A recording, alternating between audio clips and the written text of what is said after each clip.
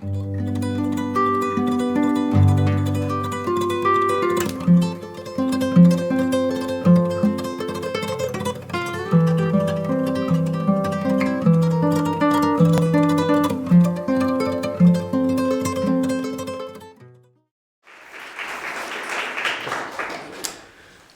thank you very much for that introduction. So what I want to do today is just talk through really the work I'm doing and the big ideas behind it. So much of what I'm going to say for the next half an hour is really the rationale of the research rather than the study itself. And there's lots more to be said about all of the little bits that I'm going to throw in, but that's what I'm actually writing, and I haven't got round to. It'll take the whole book to explore some of those. So this is really an introduction that sets the scene and the problematic and the rationale rather than the results of the study itself. So the formal structure of my research. Just go back. Centres on cycling studies in the context of sustainable mobilities, and especially as they're focused on their potential to degrowth studies and degrowth narratives. So the subtitle of my full project is Cycling as Transformative Interaction. And I've opened it up today because I want to put that specific study in a broader context. And when I talk about cycling, I simply mean something as ordinary and generic as walking. Just the everyday process of getting around using wheels propelled by one's own effort. It's not a hobby or a special leisure activity, although of course it can be. And it takes place everywhere people move around. Each form of wheeled mobility has its own specificities, its own affordances, and in the full book I'll be exploring some of those. And in today's context, I don't even want to talk about cycling advocacy, because as Justin Spinney's commented on some recent cycling promotion by cities, cycling has been weaponised for growth. Rather, I want to think about how mundane cycling mobilities that already exist can have a pedagogic function, teaching us values and skills to anticipate and cope better with the changes that responsible living in an ongoing climate crisis require of us. Because, make no mistake, degrowth really needs us to change. So my broader argument is that practices based around and deriving from the prioritisation of active mobilities can teach us about the wider values required to collectively improve both our quality of life and that are essential for sustainable mobilities. And in particular, I want to take these three headline themes that are in my on the slide there: care, commons, and uncontrollability. Care from a feminist relational ethics, caring for, caring about, taking care of. All of these are aspects and ways to think through our relationships with each other, our more than human relationships. Commons generally refers to that which we hold collectively in shared responsibility and that which is taken away by processes of enclosure. More positively, along with a number of other writers, I want to stress the idea as an active verb, that is, commoning, the processes by which we come to share space on equal terms. And I'll unpick these a little bit more. And uncontrollability, that following critiques of modernity by Zygmunt Bauman, Hartmut Rosa, modernity being characterised by control, a project of control and mastery. And if we begin to challenge that and shift from hubris to humility to equip us better to acknowledge the limitations of our power and therefore the need for greater responsibility and caution. So that's the kind of basic shape of what I'm talking about today. And I'll start with a situational analysis. Where are we? Let's start with the bad news. The climate crisis is not going to be solved. It's, as Naomi Klein memorably stated, a system crisis, not a symptom crisis. And that's because we're not moving from one stable state to another. but from relative stability to instability. Bruno Latour, in his what I think was his last book, put it much more bluntly. The COVID-19 pandemic merely foreshadows a new situation from which you will never emerge. Sobering words. And when we talk about the Anthropocene, it designates an era in which humans have become a telluric force, altering the very Earth systems. But power doesn't indicate control nor mastery. The planetary systems we've destabilised are not under our command. Nor, despite the great hopes of modernity, are we in a position to exert even directional control over those planetary processes. We have the power to kill, but not to restore life. This is the full impact of irreversibility in Anthropocene analytics. I use the illustration with my students when I'm trying to explain this, that we can take a frog and we can dissect it and understand exactly how all the body systems and responses work, but we can't put it back together again and make it hop off the table. In our search to know and understand, it's ceased to be a frog. So we live facing greater uncertainty and unpredictability. The generalised implications of Anthropocene's thinking, though, shouldn't be confused with the specific collective agency of destruction that is in these discussions. This agency is comprised of those privileged beneficiaries of high carbon lifestyles and of carbon capital accumulation. Those who are the inheritors of centuries of colonial processes, in which both earth and labour have been treated as commodities for exploitation or impediments to extractivism. The agents of destruction are those of the global north, separated in Boaventura de Sousa Santos terms by an abyssal divide from the majority world. Now, that's not to deny the very real and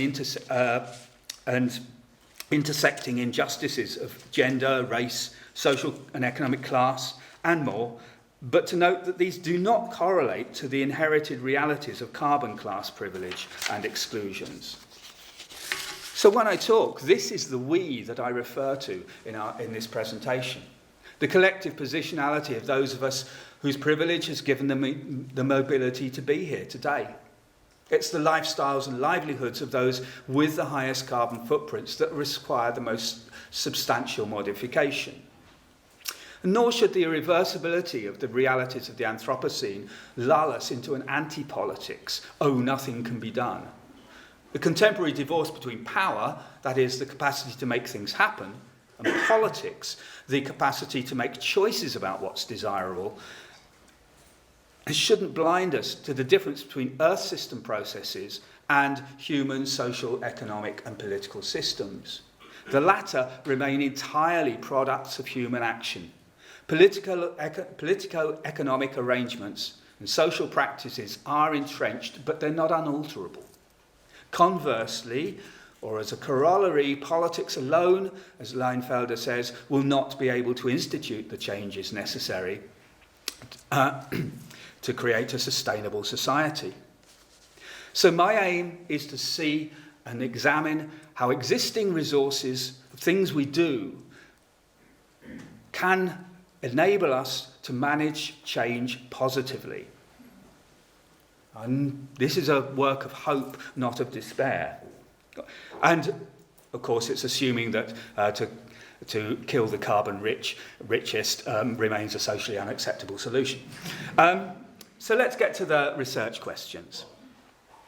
Given that situational analysis, the existential challenge we face is how to live responsibly in the Anthropocene. What is to be done? And I'm aware that Lenin memorably used that, but he only recycled an 1886 book by Tolstoy, which had the same title. So what would it mean for us to be good citizens of the Anthropocene? Or, if citizens too problematic a word at this point, to live together as less destructive planet dwellers? So rather than prescribe courses of action or make policy suggestions, I want to examine the potential of those already existing actions and practices, in this case of cycling and walking, to see how they can be used to incubate the values and arrangements that are needed for Anthropocene citizenship. We might be then better able to avoid totalitarian responses. And as a corollary, taking everyday walking and cycling, that is active mobilities, as a primary mobility expectation requires us to rethink issues of place, accessibility, community design, built environments, and it can help us make practical transitions out of our current crises of unsustainability. So to reiterate, business as usual is not an option. Reductions of impact are necessary. And the scale of reductions indicated by the IPCC report indicate that they'll be difficult to achieve by simple amelioration. Climate equity requires lowering throughput in the global north, not just changing its generation forms. That is, it engages in processes of degrowth, or at least it's not incompatible with them, as the popes memorably said. In sum, what activities can we encourage and make habitual to assist us to reduce our carbon and other footprints? And how and why can these make us better citizens for the Anthropocene? And I'll now just say why I'm using this term, Anthropocene citizenship. Because citizenship often needs explanation. It's a term I've long avoided, and indeed I've actually argued against it in public, because much of the discussion of citizenship is dependent on humanist, territorialised framing arising out of the specific locations of European colonising histories.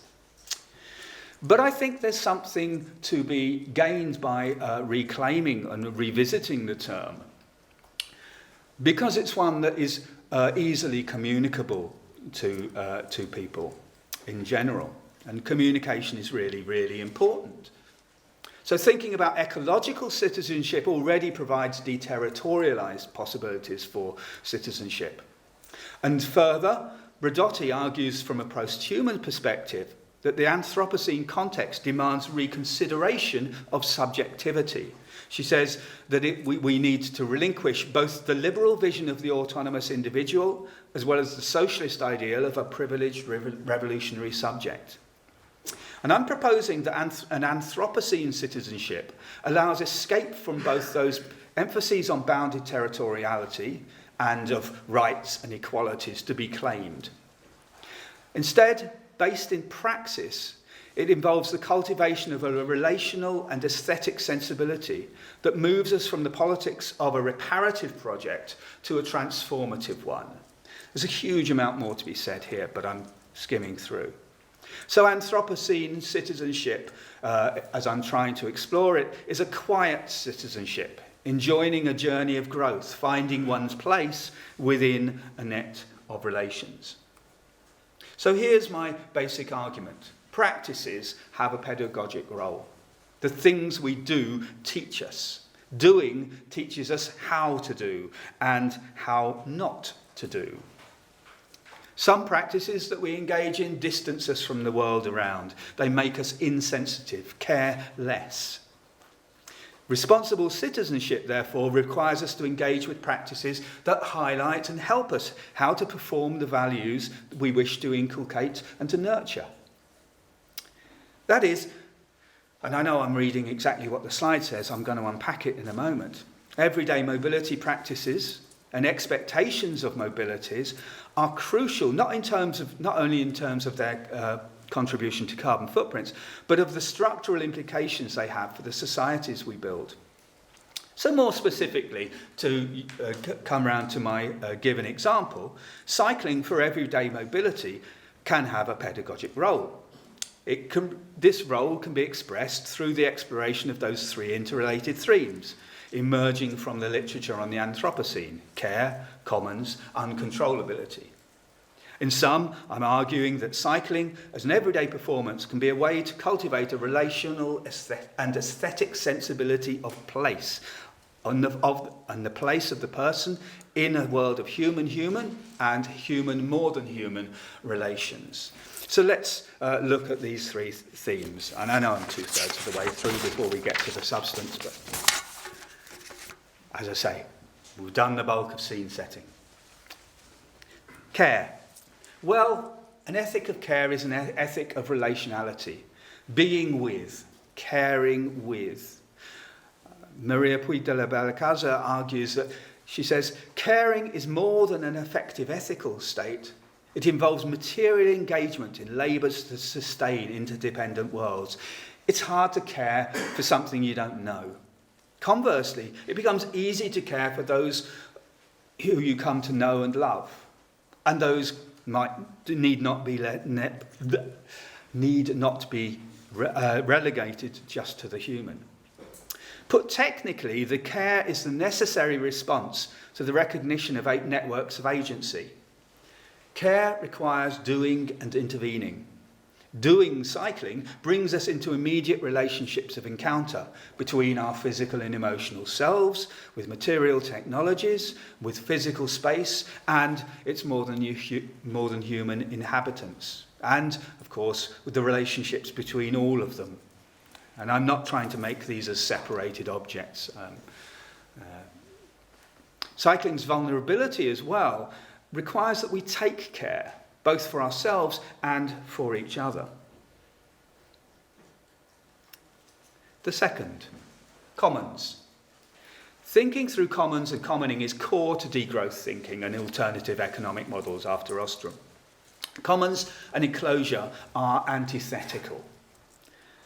When you enclose, you take away the commons.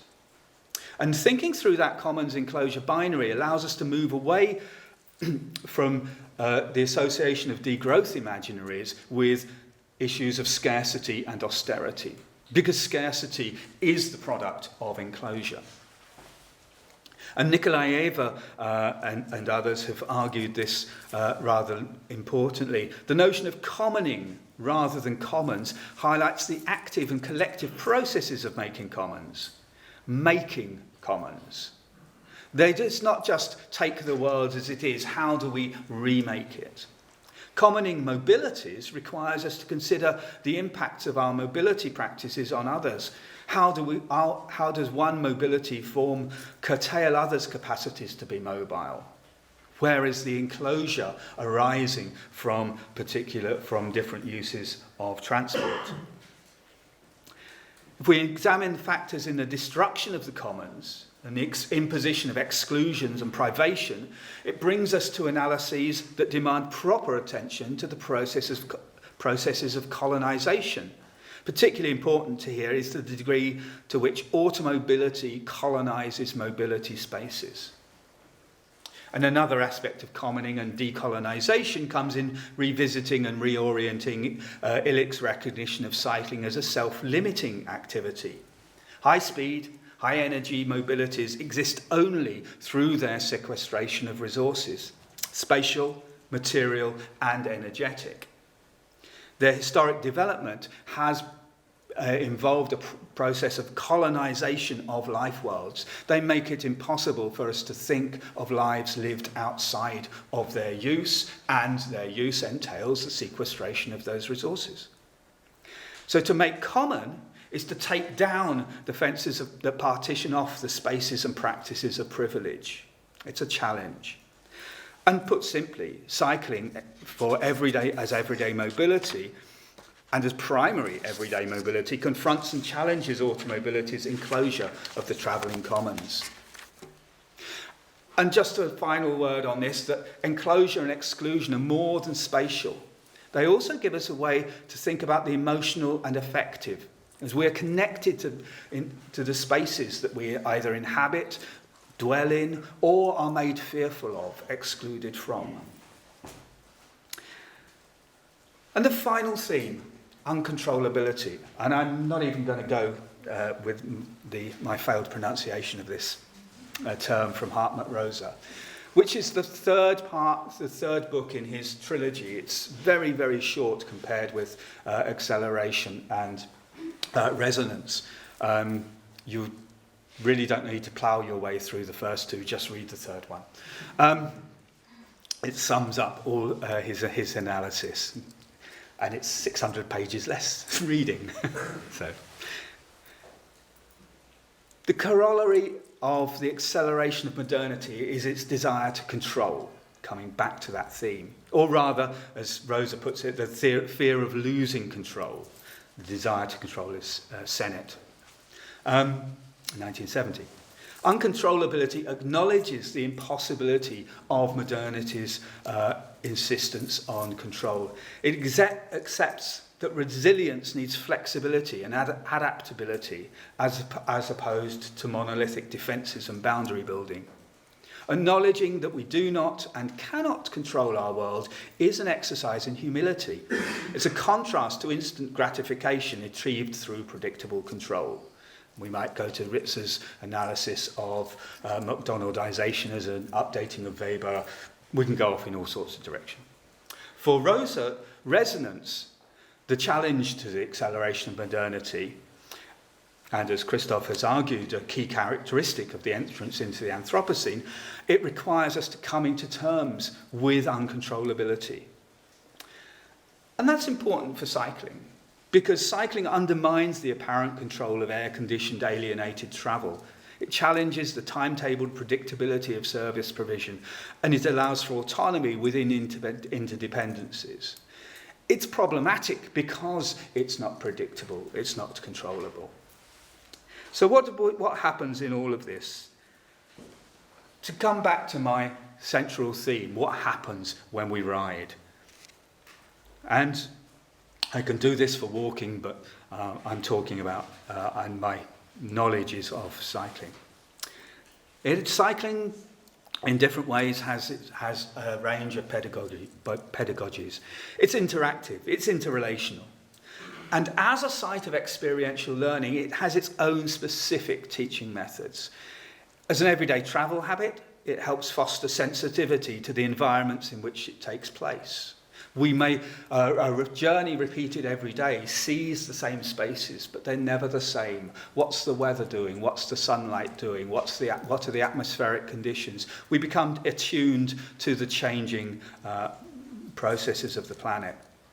It connects the human with the more than human.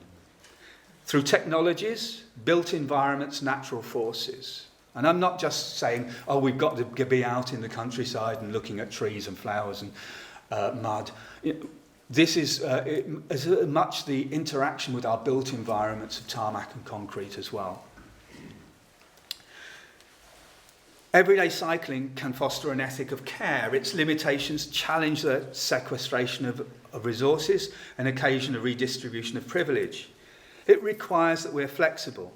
We adapt to changes in the seasons and the weather, to the quality of spaces, and to the socialities of encounter and interaction that come along the way. It's self-limiting.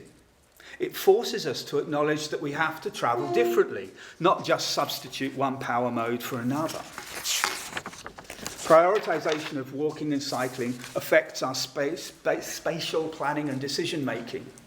Recreating settlements and communities around accessibility is better for both equity and energy consumption.